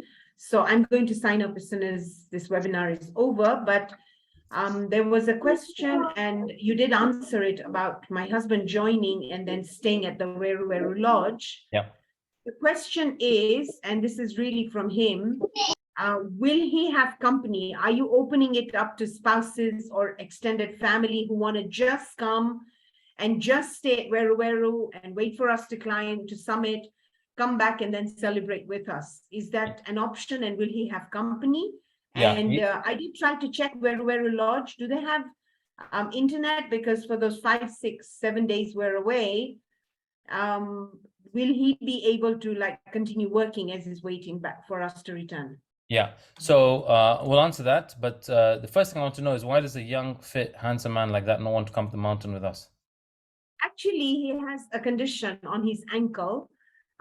And that's what he's a little scared or worried about. He had a Mercedes when he was 20 years younger, and the clutch of the Mercedes has hurt his left ankle. So he's really, really wary about walking. He exercises 7 days a week, as you know, but he's really wary about where he can put his foot and how uneven the terrain can be. And he's very, very, very concerned about that. Okay, cool. I will say he should join the Kenya treks that we prepare. If he can do Elephant Hills in Kenya, he can do Kilimanjaro. If he can go up and down that with some pain, but manageable, and he can have an ankle brace and painkillers and muscle rubs, then he will be ready for Kilimanjaro. But just say he comes but doesn't go up the mountain. He can stay at base. It is a phenomenal lodge. It's a very busy lodge in terms of people coming there, hanging around the restaurant and bar area. There's a pool, there's a chill out area, there's a rooftop place to meditate. We do some workouts at base. We go for walks in the coffee plantation or nearby river. And so there's a lot to be done there. My mom has stayed at base before. Ambika and Soham have stayed at base before. On the last trip, Vijay uncle came with his wife. Indo auntie stayed at the hotel before. So that's all day. You're there. They're there for 6 nights away from you while we're up. He'll come up to the gate to drop us. We go up the gate. They'll come on the last day to pick us as we come down the mountain. So that's always an option there. And in terms of, it's about 20 minutes or 25 minutes out of the town center. If he wants to go out or do some other local tours like a coffee tour or a small bike ride or go souvenir shopping, we can also arrange transport for him. That will just be a separate cost he'll pay himself. And all we have to do is know early on when he's coming. Of course, there are multiple tourists coming on different days, but we time our summit such that we come down on a Friday, because Friday night is when the party's happening in town. So we've come down before on a Tuesday or a Wednesday, and it's been a very dead town. But you will find other tourists who don't think like us will come different days of the week. So there will be multiple people who'll meet. Some come for 1-2 days acclimatization at the hotel. It's a popular venue for wedding photo shoots. So a couple of weddings might happen there often at the base. So people just come for the photo shoots. There are camels if he wants to do a camel ride at base. So all that's there. So he will have company. It is an option. The only thing we'll say is this is like a very peak busy period because of summer holidays, semi-good weather on the mountain. So it's quite a popular time of year that people will go. And so all we need to do now is why we also have this non-refundable is we start to lock in and reserve certain number of rooms and the team that we want to go up to the base. But the answer is yes, he can come. We can take care of all the rest while he's down there once we know. And as an example, the normal walk-in rate at the hotel is $150. If you're obviously going through us, we will get a subsidized rate, which is about $80 per night. Obviously, he will, I mean, he wants to join. So this sounds really positive. Thank you. So he will come. And that means when I book, it'll be assumed that mine will be a double room and then he just stays on. Is that how it works? Correct. That's what we'll do. Okay. Yeah. And he will just pay for the single occupancy surcharge when you're gone. He'll pay the full single when we get there. rate. Yeah. Correct. Cool. Great. Thank Awesome. you. And what I also want you to know, like we did with Ambika and Soham and Kanea, also an option is come one night on the mountain. If we have challenges and you need to come down, that's an option. If he wants to keep going, that's also an option. Anyone that needs to come down the mountain early because of medical reasons, those nights are not covered at base. You would just need to pay for those separately. I like your idea of him seeing if he can manage the local trekking and the local climbs. Yeah. And I'll convince him to come for those because he walks 12, 15, 20 kilometers on flat surface very, very comfortably. He does Karura with me 10 kilometers every other weekend. And that's where the weariness has come from. We do Karura and for 2 days after he's got that sharp ankle pain. So he feels maybe it's not for him, but it's a good idea that he does the local ones with us. Yeah, and of course, I would say everyone come with the area they want to transform. For him, it might be where and how he views his ankle as a limiting issue. We've had people who've come with knee issues. There was scheduled knee surgery. They had a consultation and said, look, I'm going to take a punt without the surgery, go and do Kilimanjaro. They wore knee braces. They did it well. They came down, not only did they cancel their surgery, but they went on to do Everest Base Camp, then Mount Elbrus, and now she's training for Aconcagua. And somebody who was not into mountains. This is Charlene Milner from Zambia. So her view of her body's limitations was completely transformed. And that's, what I'd invite him to take on. But I have a knee problem and I'm sidelining it completely because for me, challenging myself is very, very important. And I've done it with FITBANKER. Yeah. I've encored, I'm encoring again. So I think what the transformation for me this year since the Feb challenge has been mega. And if I'm doing this and yes, I'm doing it, I'm only doing it with FITBANKERs. I'm not doing it with any other way. Awesome. Thank you, Bhavna. Awesome to have you. Looking forward to having it. Thanks. Amy's asking this in Arusha. No, it's in Moshi. We'll be staying in Moshi. Azmin, it's in Moshi. All right, cool. Abba, question? Hi, Ronnie. Hey, Abba. As promised on Facebook, I'm joining. When you said, are you going to do this?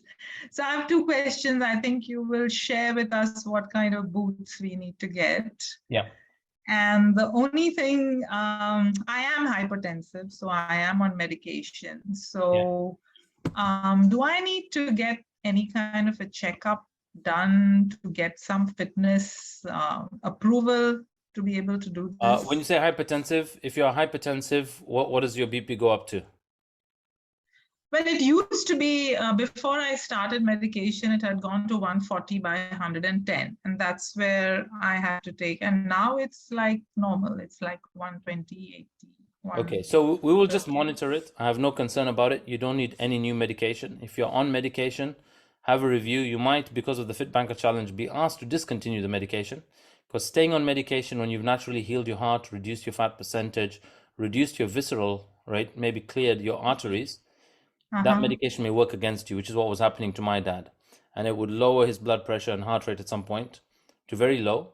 and it was working against him. So please be sure to check that as a regular review. Okay, aside so from the I'll mountain. start, yeah, I'll start doing that regularly from today to Okay. ensure I'm fit by next year. Yeah, so go for a And, monthly check at least. Okay. And the second question is the payment. Like from India, we can't pay into bank accounts directly. So is there something like if I can use my card or, you know, the way I do it for the challenge, the similar way? I don't know. So yeah, you can do it this way, which is you can do it to PayPal, which is paypal.me/FITBANKER. But just message me before you do that, because PayPal might deduct 4% of that, which is quite a big hit. So there isn't any other way that you can do a transfer. So I will call the bank tomorrow to ask if I can do it to the bank account details that you've put up. Yeah. Because I know that foreign fund transfer is a challenge from the Indian bank. So I'll take a day to figure that out. Otherwise, I would have signed up right now. Okay, cool. All right, awesome. Thank you. Yeah. Okay. Manjeet? Or is that Manjeet and Nick? Manjeet, are you there? Hi, can you hear us? Yeah, we can hear you. Can you see us? Yeah. Yeah, we can see you now. Yeah, we're just talking about starting this fitness program. I mean, what is it entitled? I mean, is that something you will put online every week or something? No, you mean the preparation for Kilimanjaro? Yeah. Yeah, so every Tuesday I do a lower body workout. Those exercises, I can swear by, they're free whether you're on the program or not. They are streamed on Facebook, but it's a Zoom group. If you are part of the workouts group, Manjeet, you can invite Nick to that. So that one is that training. Secondly, I have a PDF with all the training to do. And at a high level, what we're basically doing in preparation is you're doing about 3 to 5K of daily walks. Actually, I'll show you here. We're doing about 3 to 5K of daily walks. This could be with or without your bag. 10 kilometers once a week, 15K once a month. Practice consuming 2 to 3 liters of water daily. And in the last 2 months, we're going to do at least 2 20-kilometer treks. The fact that you did Snowdon and the way you did Snowdon yesterday, I have a lot of comfort in your guys' level of fitness, both of you. And I've got no. I have a lot of confidence in your level of fitness. I've got no confidence in mine. Trust me, you can do Kilimanjaro very easily. Your performance on this mountain was very good. A lot of us underestimate our potential. And all you have to do is, if you join the monthly, not monthly, but every 6 to 8 weeks, be on a FITBANKER trek. The ones that are scheduled in will prepare you for it. Otherwise, you do your own in your neighborhood with a backpack. Once a week, a 10 to 15K, but in the last 3 to 4 months, the frequency will increase a bit more. You don't have to increase the frequency or intensity or distance to a level like you're training for a marathon. Training for a marathon is very different to a mountain. Here, you just want to make sure your body is efficient at converting food you consume into energy, because it's just a walk. We're just walking, and there's no technical climb or training, or there's no speed or pace required. It's, can your body convert food into energy when you need it throughout the day? And that's what the HIIT workouts help with, that we do. Separate to this, there is a PDF workout schedule I'll share with all of you. And on there are various things like squats, lunges, split squats that we do that build your quads, build your calves, build your hamstrings, and they contribute to better performance on the mountain. Okay. And you said there's a recommended body fat percentage to really go up Basically, there. get within your optimal range. So if you're female, try to get under 33%. And if you're a male, try to be under 20% or under 19. Yeah. So we've got enough time to get there. You don't have to get there first before you commit. But sometimes when your mind's like, hey, I got to get into the state of my life, shape of my life for this thing, then we're driven. Like, part of how human minds are driven to perform is that. Okay, it sounds quite scary as well, Ronnie. It should be. The Otherwise, more everybody would do it. Okay. Any Okay, anyone ask anything no, else? that's it. Thank All you. right.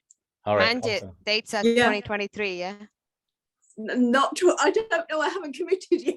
Well, that's the You breakthrough to can- have, Manjeet. The breakthrough in committing and locking in a buy when, and this is how it starts. It's as simple as this, and I promise you 100%. your life won't be the same. Manjeet, you'll feel like a completely different person by the time you're doing Kilimanjaro in 1 year. Okay, as long as are you coming with me, Hina? I'm in. Are you? I'm in, Manjit. Are you?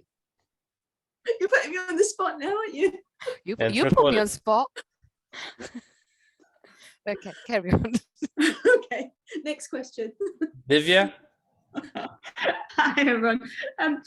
Ronnie, did you say body fat for women under 30% or 33%? 33. I recommend under 33, but there are people who've done this at 40% body fat. It just has an impact on your whole body, having to generate and transport oxygen from your lungs to other regions of your body that are unnecessary on the mountain. So what happens is your pace slows down. We may get fatigued, and if we get any infection in our lungs or a form of cough, it might have an impact. So one of the people on this last summit that had to go down, it seemed like she had quite a higher body fat percentage. Also, as an example, in the past, we've had Olika and Simran, who've had slightly higher body fat percentages. They've arrived an hour and a half, 2 hours, or 4 hours after the first one. On the mountain, the first thing, by the way, we do in the training webinars is remove any form of self-judgment where you're concerned that you're holding the batch up. So that's not to worry about us. I'm just saying for your experience, it does help that you're there for the group with the group photo, but there is no pressure to do so.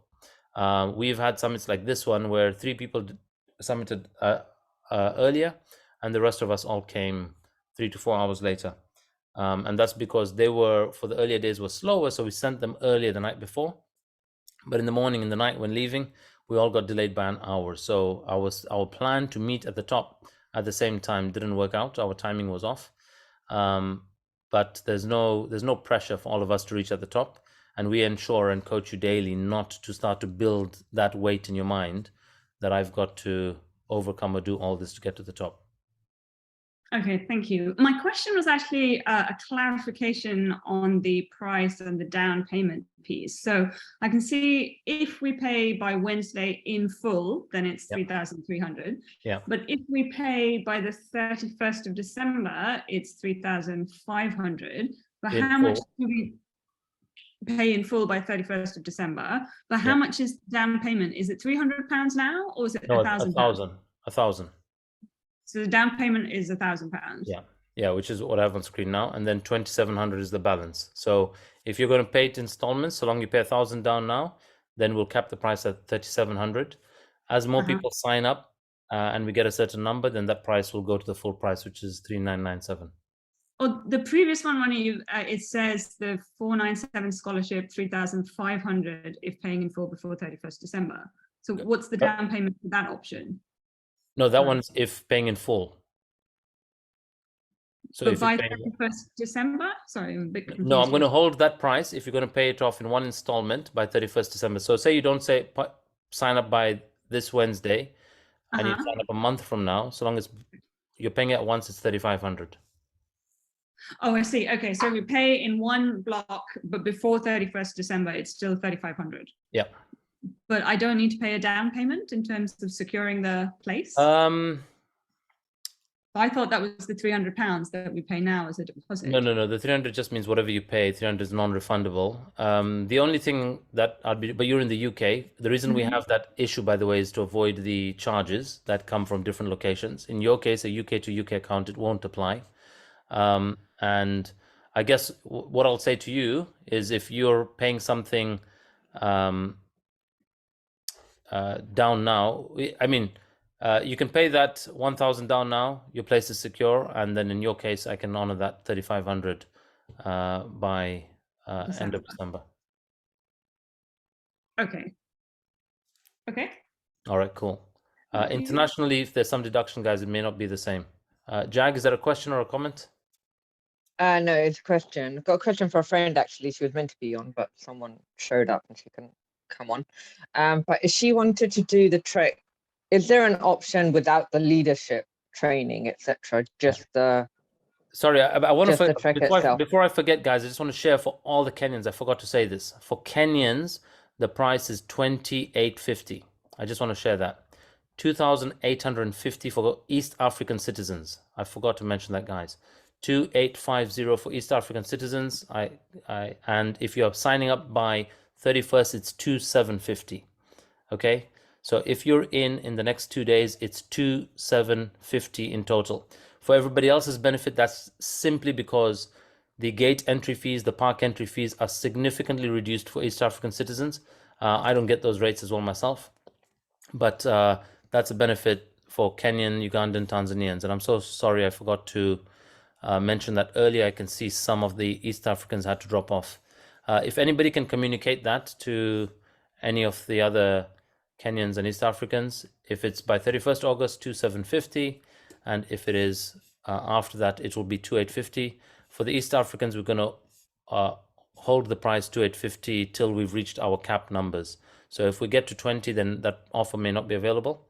But I just wanted to let the East Africans know. Sorry, I didn't get to update the slide for that one. Any other questions? Sorry, Jag, what was the question? Sorry, the question was, I had a friend who was interested, but she's just looking at doing the trek only, like the hike, like to summit Kilimanjaro. When I was telling her about the leadership summit, etc., she was just like, no, I don't want to do that as well. I just want like guides for the actual trip. So is that an option that you're providing or not? No, not with us. No, okay. No, that's cool. Yeah. Just want to check. Okay. There's a question, Devki. I just want to share a video about one of our team, and you guys get a sense of our guide. The answer to you, Devki, is I'd love to have you join us. For Devki, are you there? Do you mind if I share your question? If not, I'm just going to share with you. I want to introduce. She's there, but she's on mute. Okay, cool. So just want to share, guys, we have Devki, who's one of our FITBANKERs. Devki has one arm, and question around her, whether she will manage getting to the top. The answer is 100% you will get to the top. We will provide the support for you. In your case, you may not have to carry your backpack, or we will have a modified version of little aspects that you need to carry, like water.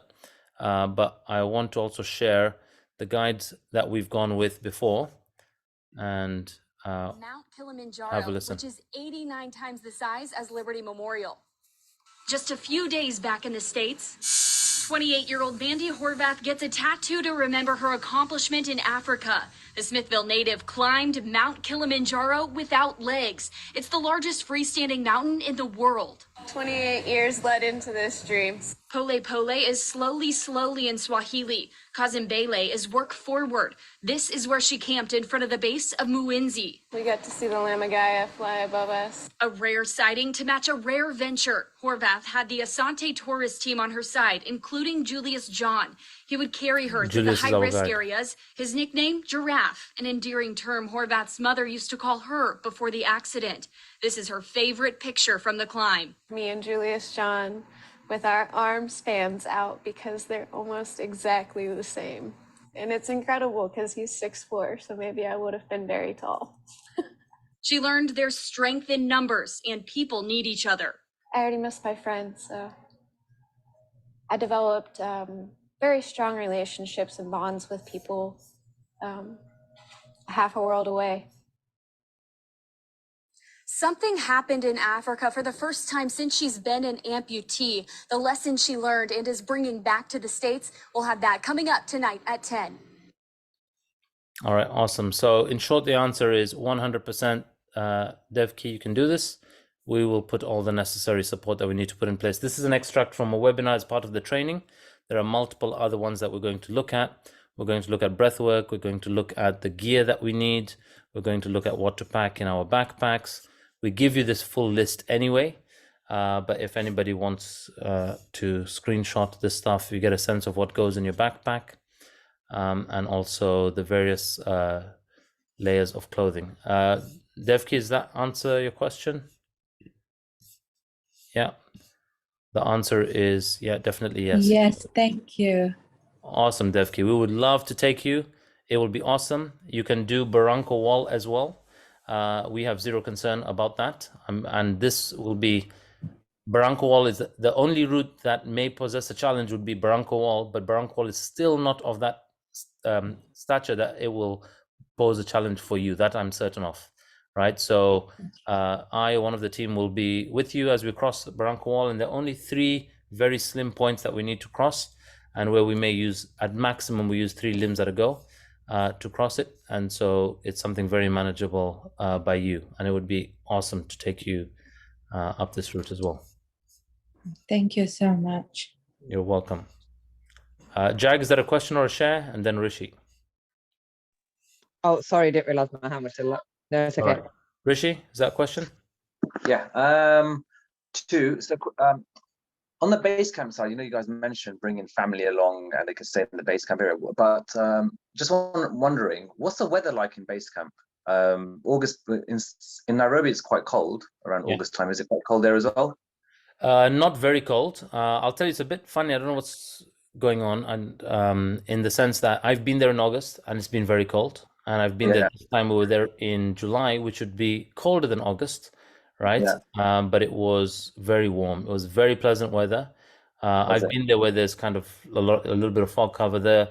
The lodge is at 1400 altitude anyway, but it's a beautiful lodge, and it's not that cold. I have been there when it's been slightly cold, and all you need is just like 1 shawl or 1 extra layer, but it's not crazy cold. Okay, fine. Okay. And sorry, I know this question was asked previously, but I keep getting interrupted by Kian, our son.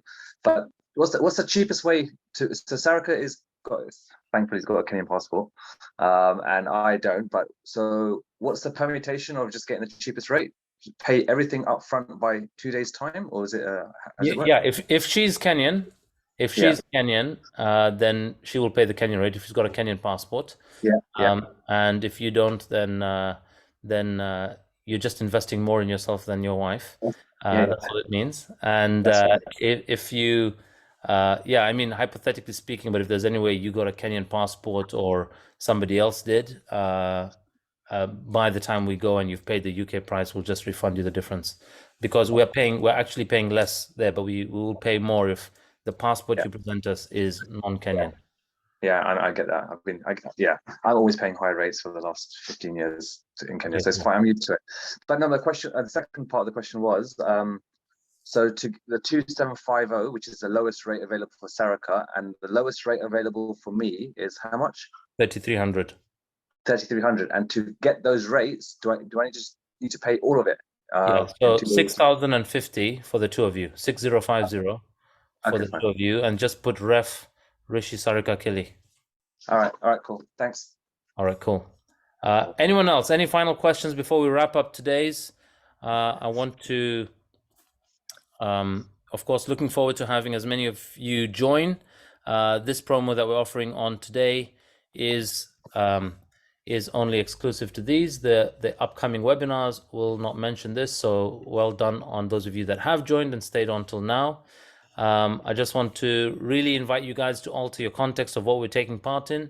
It is a life transforming experience. It truly is.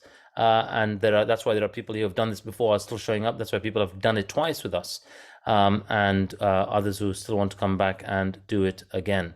Those of us that will be doing safari, I just want to share, we'll be going along the crater of Ngorongoro Crater Lodge. We will be going to Serengeti, where we spend 2 nights there. We will be doing just more than safari. We'll do a little bit of a cultural exposure, where we'll go to a Maasai village as well along the way, and we might do, depending on the group and their interest, we might do a visit to what's called Olduvai Gorge, which is the origin of mankind. We get really, really good game to see along the way in Serengeti especially, and the lodges we get are mainly 4 or 5 stars. So in Ngorongoro Crater, we're staying along the rim. I'm not always guaranteed to be on safari. I do really want to join next year. And just to specify and clarify, safari is really not what I would call a FITBANKER product or offering.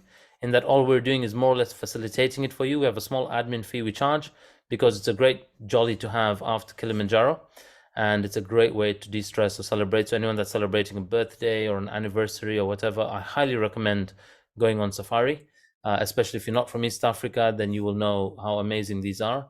And if you're from Kenya and have never done Serengeti and Ngorongoro, I highly still recommend you go and do these.